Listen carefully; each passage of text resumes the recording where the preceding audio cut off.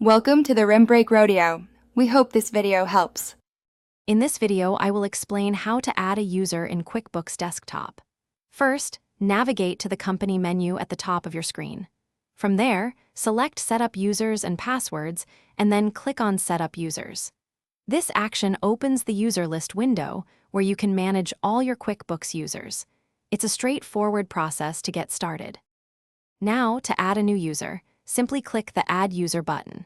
You'll then be prompted to create a unique username and a strong password for this new account.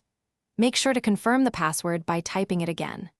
Remember, strong passwords typically include a mix of uppercase and lowercase letters, numbers, and symbols for enhanced security.